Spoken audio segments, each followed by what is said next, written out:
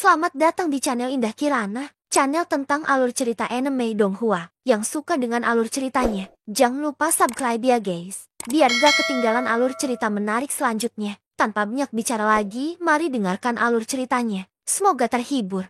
Bab ke-11. Xiaoyan meletakkan senyum yang menarik di sudut mulutnya dan berkata dengan ringan. Pertempuran baru saja dimulai, tidak seperti ini dalam waktu yang lama, berkata Zhong Yuan. Tidak masalah. Itu normal untuk terluka. Mu Feng tiba-tiba terpana. Dia belum pernah melihat orang yang ulet. Tidak. Bisa dikatakan orang bodoh. Dia tahu dia di luar jangkauan dan harus mati. Jika dia menggunakan semua kekuatannya, dia akan muntah darah dan mati. Xiaoyan menyeringai. Dia tahu bahwa dia tidak menggunakan semua kekuatannya. Dan wajahnya berubah.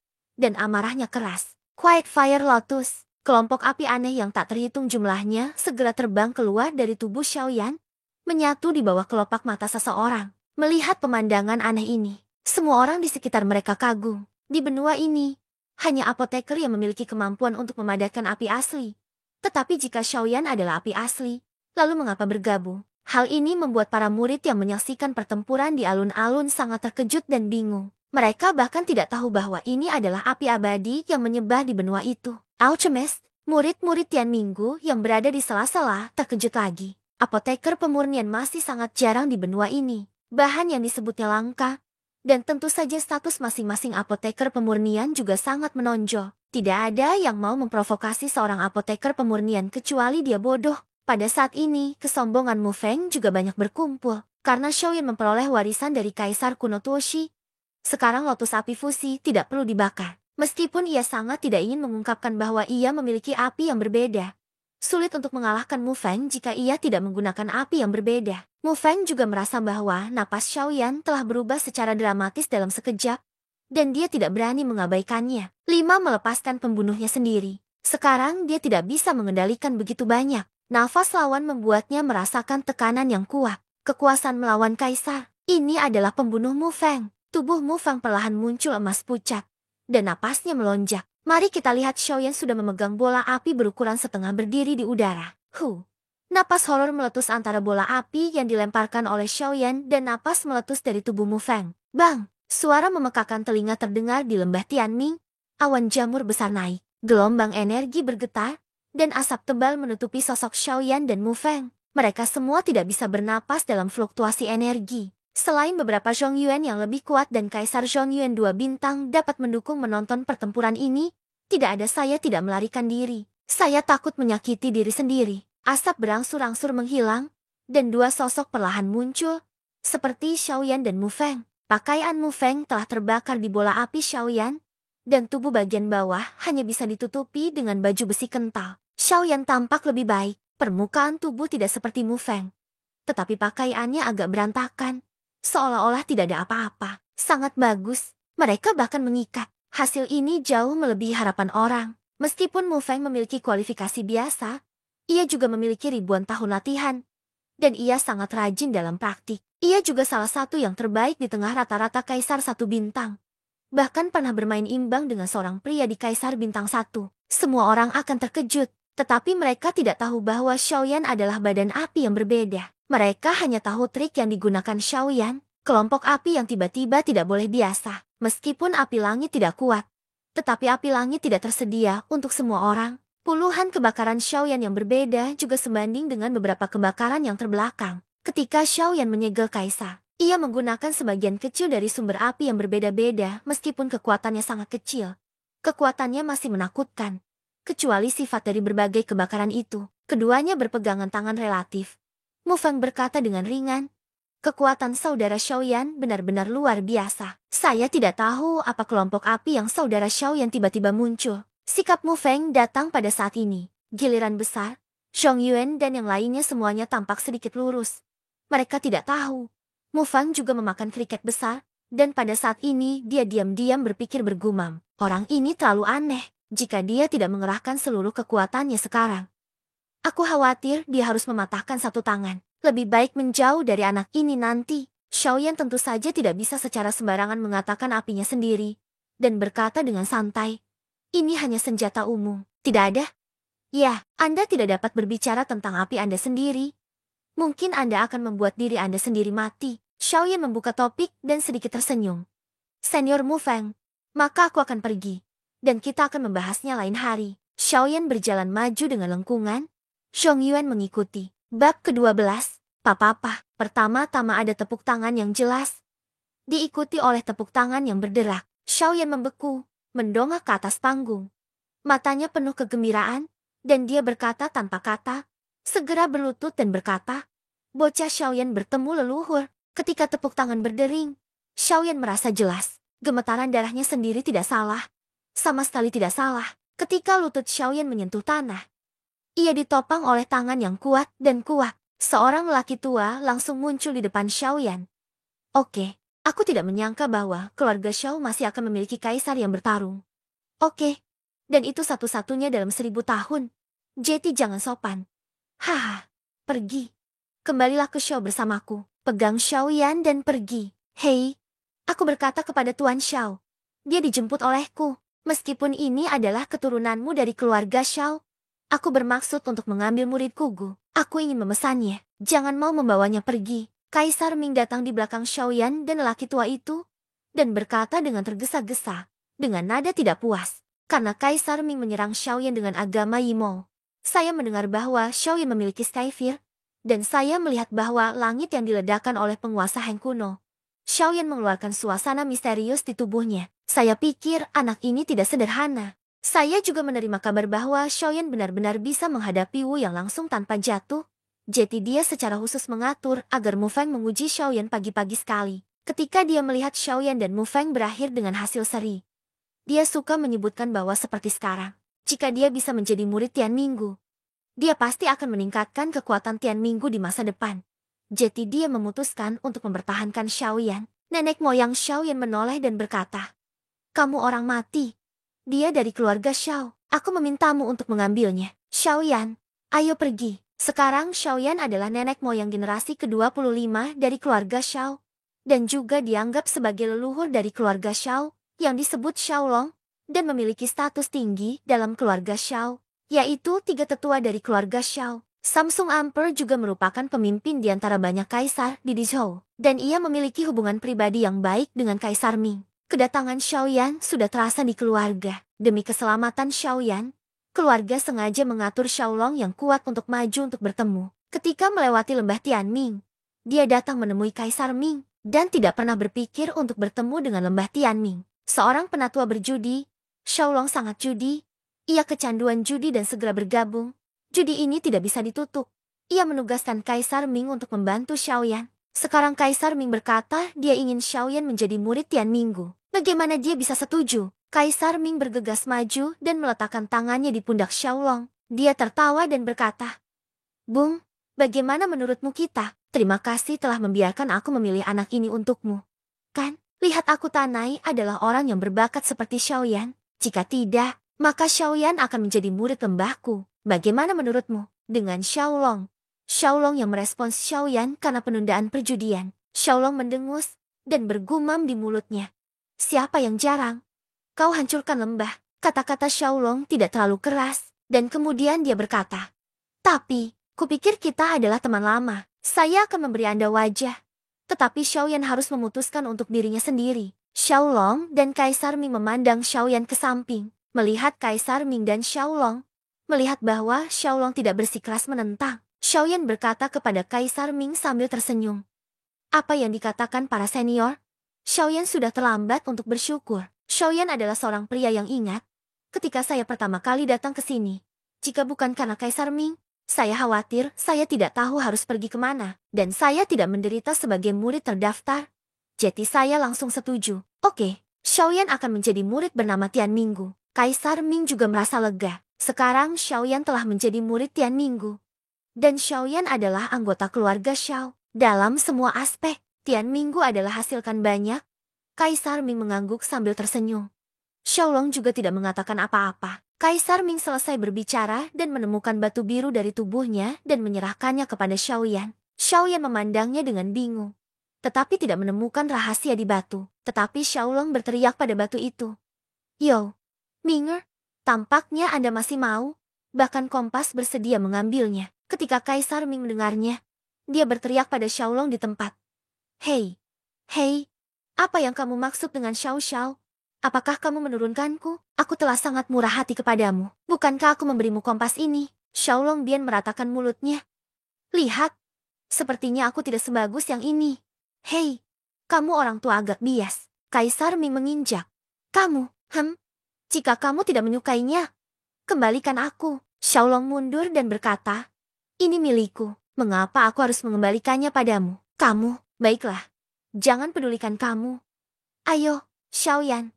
Aku akan memberitahumu bagaimana cara menggunakan kompas ini. Kaisar Ming sedikit terdiam oleh Xiaolong dan berkata langsung kepada Xiaoyan yang masih mempelajari batu itu. Kaisar Ming mengambil batu itu dari tangan Xiaoyan dan berkata, batu ini sangat berharga. Murid-murid biasa di lembah Tianming tidak memilikinya. Batu ini disebut di kompas, dan itu hanya dibuat oleh saya di lembah Tianming keluar.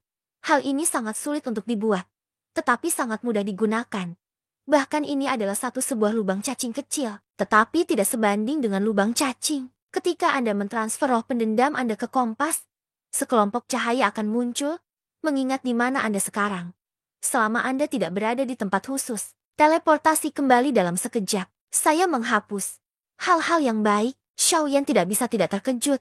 Ia tidak menyangka ada begitu banyak hal aneh di benua Kaisar. Menurut Kaisar Ming, Xiaoyan dengan hati-hati memasuki roh pendendam.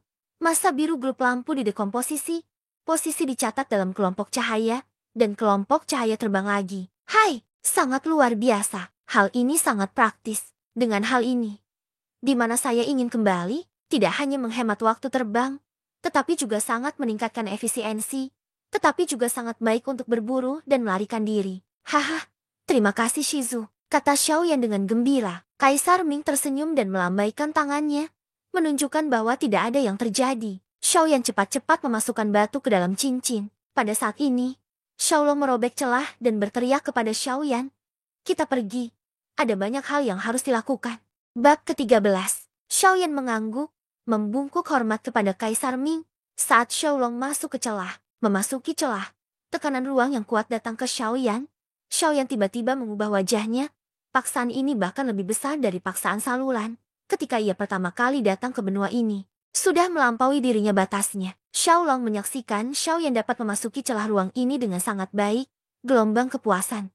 Lapisan keamanan yang tipis film sampul diputar di sekitar Xiaoyan, dan Xiaoyan merasa lega. Adegan akrab muncul di depan mata Xiaoyan. Bintang-bintang di langit tampak indah dan tidak ada hal-hal aneh di sekitar mereka. Namun, bintang-bintang ini luar biasa cerah dan indah. Xiaoyan melihat sekeliling, dan tiba-tiba Xiaolong bertanya kepada Xiaoyan, api macam apa yang kamu gunakan? Xiaolong juga sangat ingin tahu tentang nyala api yang digunakan Xiaoyan saat bertarung, dan dia tidak bisa menahan diri untuk bertanya kepada Xiaoyan. Itu semacam sumbu di daratan yang konon dibiarkan secara alami antara langit dan bumi, disebut api yang berbeda, dan anak itu telah mendapat keberuntungan, kata Xiaoyan langsung. Ketika Xiaolong mendengar wajahnya berubah, ia sedikit mengernyit, meraih lengan Xiaoyan, dan semangat juangnya benar-benar mengabaikan perlawanan bertarung Xiaoyan, dan langsung menuangkannya ke tubuh Xiaoyan. Cukup yakin, leluhur.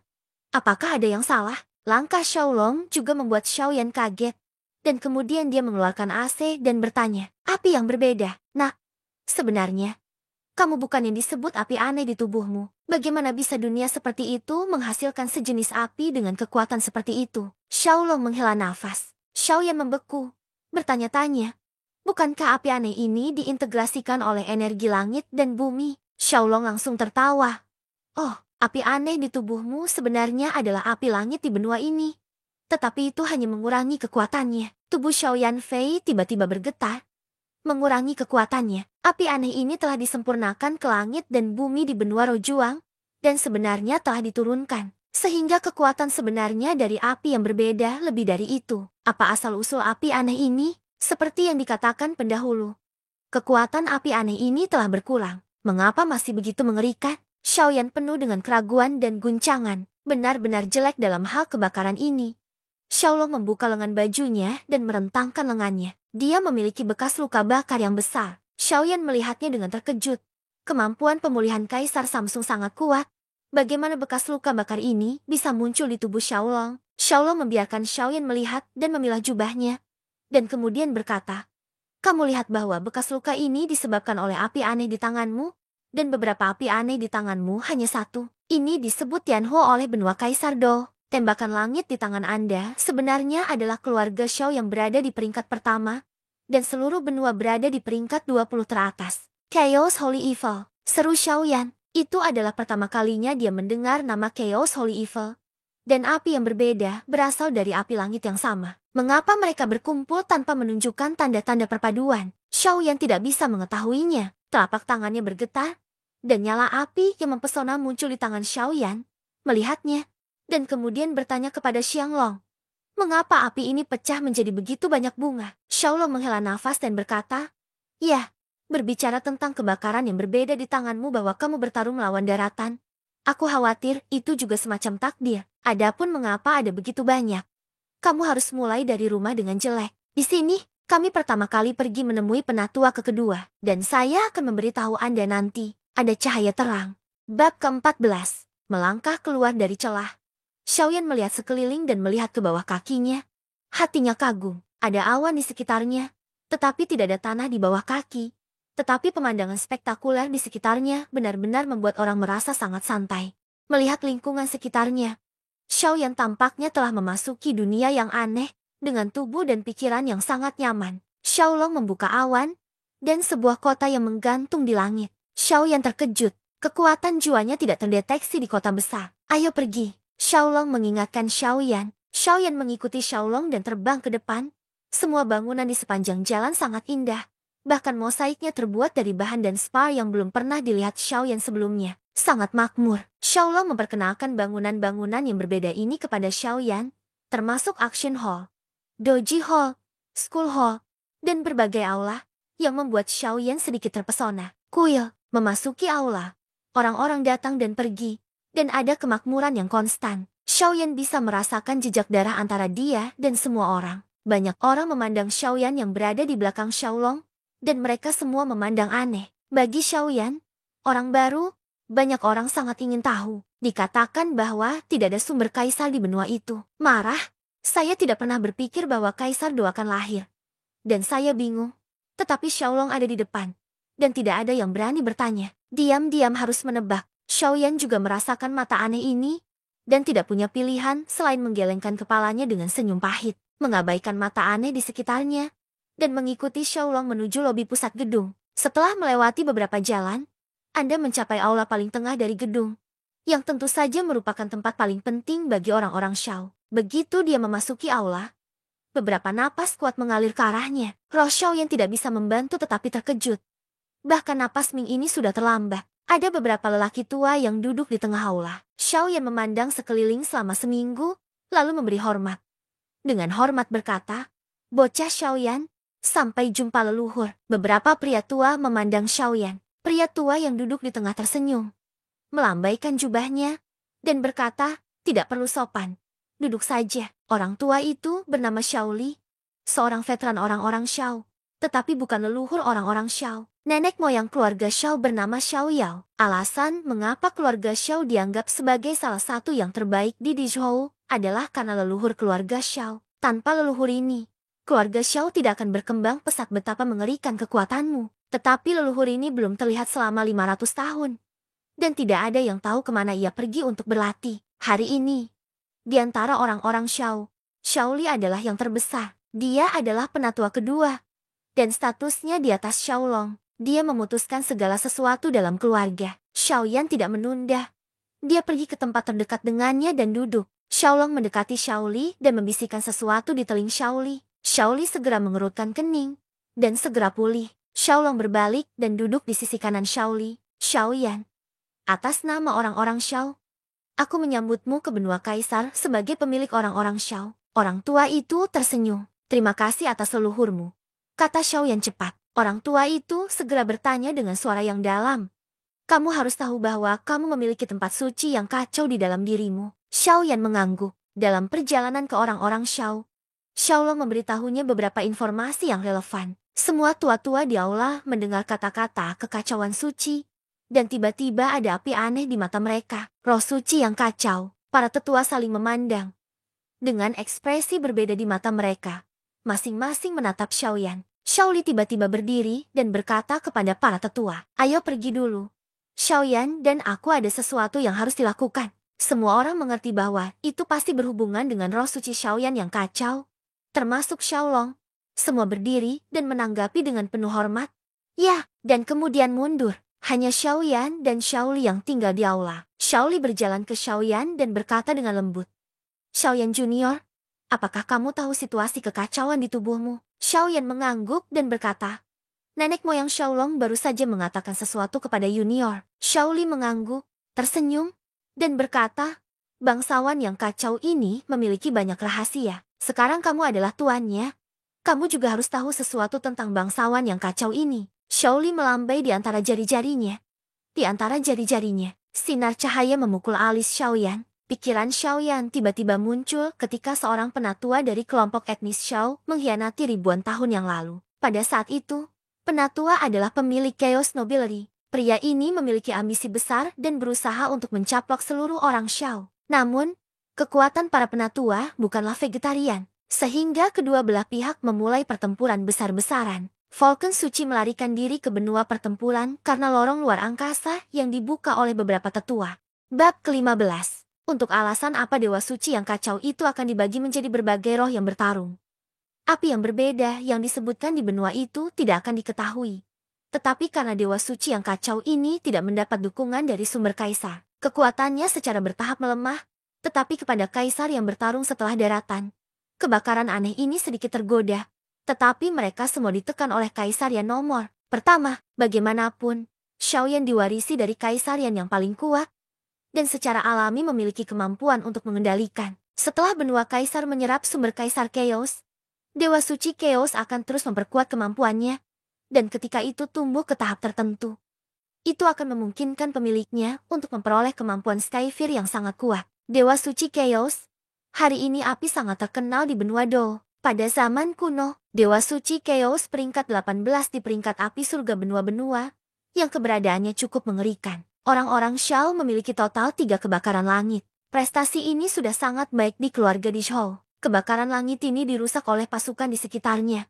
Tetapi orang-orang Xiao selalu orang-orang kuno, dan mereka memiliki beberapa formasi patriarki yang diturunkan oleh leluhur mereka. Mereka tidak mudah diserang oleh pasukan orang-orang Xiao. Inilah sebabnya mereka tidak berani bertindak gegabah. Chaos Noble Truth adalah Skyfire paling kuat di antara orang-orang Xiao. Informasi tentang kekacauan dan roh suci terus mengalir ke pikiran Xiaoyan. Setelah membaca semua ini, Xiaoyan sangat terkesan sehingga tampaknya musuh terbesar orang-orang Xiao sebelumnya adalah api aneh di dalam diri mereka. Xiaoyan perlahan membuka matanya. Dia tidak pernah menyangka bahwa semua kebakaran berbeda yang berhasil dia kumpulkan di benua pertempuran sebenarnya adalah api langit di benua pertempuran. Jika semua api yang berbeda di tubuhnya bergabung menjadi apa yang disebut sampai sejauh mana kuil suci yang kacau itu akan ngeri. Xiaoli tersenyum dan berkata segera, "Oke, sekarang kamu tahu hampir sama. Adapun kekacauan di tubuhmu, kamu harus menggali sendiri. Paling-paling, aku hanya bisa membimbingmu.